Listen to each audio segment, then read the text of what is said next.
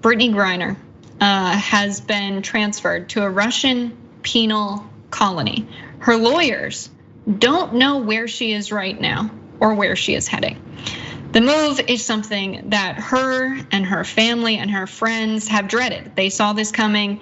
Griner's August conviction on drug smuggling charges could have led in many different directions, and now this is not a great scenario. So the transfer began on Friday, her lawyer said, a day after US embassy officials visited her, and far ahead of the schedule they had anticipated for Griner's appeal was denied October 25th.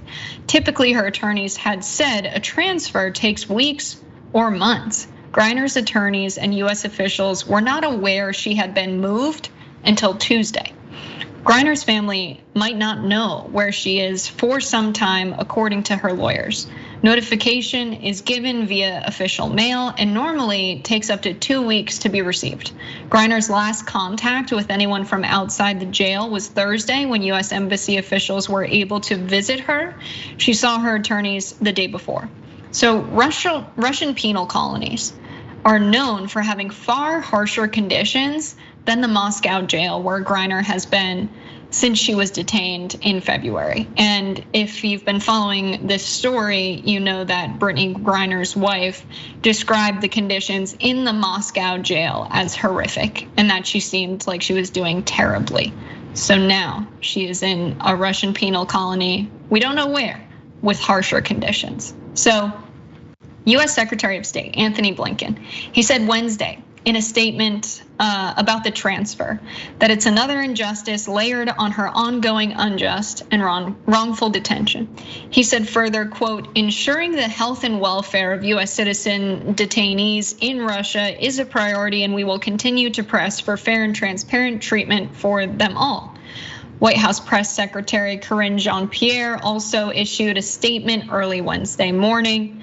Her statement read, quote, every minute that Brittney Griner must endure wrongful detention in Russia is a minute too long. As the administration continues to work tirelessly to secure her release, the president has directed the administration to prevail on her Russian captors to improve her treatment and the conditions she may be forced to endure in a penal colony. Griner's agent, Lindsay Kagwa-Collis, said her team remains in close contact with the US government and the Richardson Center, which is a private organization run by Bill Richardson that works to bring detained Americans home. Both the State Department and Richardson, who's a former US ambassador to the United Nations, are using all available resources to determine her whereabouts, ensure her safety, and bring her home. US officials have said they made a serious offer to trade for Griner's freedom in June, but have not yet received what they consider to be a legitimate counteroffer, which the White House reiterated in its statement Wednesday, despite what it called additional attempts. Officials have said they hoped Russia would be more inclined to negotiate in good faith once the Tuesday midterm elections were over, knowing that Vladimir Putin's government would not want to give President Joe Biden a potential political victory. So they're playing a game of international politics, and of course they're very aware of what's going on here in the United States. US officials declared in May that Griner was being wrongfully detained. Even then, they called her trial and her appeal attempt political theater. So, terrible situation. Brittney Griner still being detained is absurd. We know that this is an issue that's really rooted in gender injustice, because think about the pay you get in the NBA. We don't have LeBron James going over to play in leagues in Russia because he makes a very high salary. Now, members of the WNBA who are playing sports every single day, doing the same amount of training, the same amount of games, they are paid far less. And so they have to go to Russia to participate and play basketball in Russia for additional money to supplement their income because they are not paid enough. So Brittney Griner would never be over there if they were paid pretty much the same. So we have to remember that this is an issue that is rooted in gender injustice. And there are many people in the WNBA who postpartum play great seasons and come back their first game postpartum after having a baby and have a double-double game. I mean, you could argue that the WNBA in that situation has a much harder game to play than the men who are paid far more.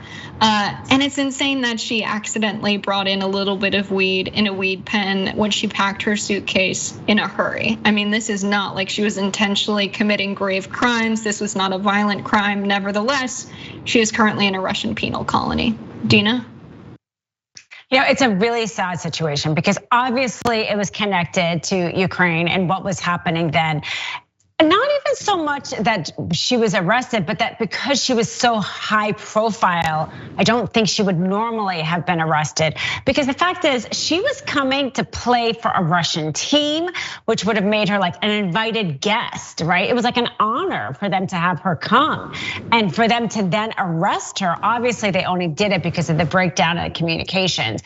But it is true, I mean, everybody should know, like for as divisive as we are as a country, we do have a fair justice system. I mean, sure, we can make improvements, but you have certain rights. And when you travel to other countries, there's quite a lot of countries in the world that have extreme crimes for bringing in an amount of drugs, and you don't get the kind of justice system that we do here. And it is, you are putting yourself at the mercy of whatever government you are traveling to. And we should kind of all be aware of that because this is really unfortunate, but there's actually other Americans who do get caught up in kind of the extreme justice systems in other countries when they travel.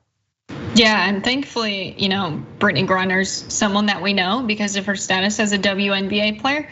But there are a lot of people who make this same mistake traveling to other countries that have stricter laws on certain things you can bring in that you can have, certain things you can do in the United States that you can't do overseas.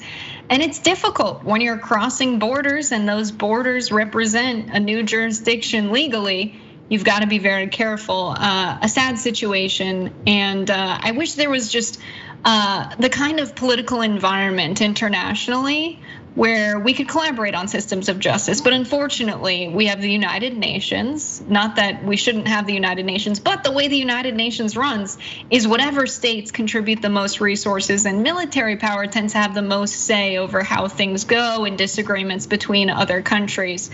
And so it can affect individual people in very intimate ways when we don't have some kind of international democracy. There are very many issues that require nations to collaborate with each other. There are global problems that nations need to work together to address.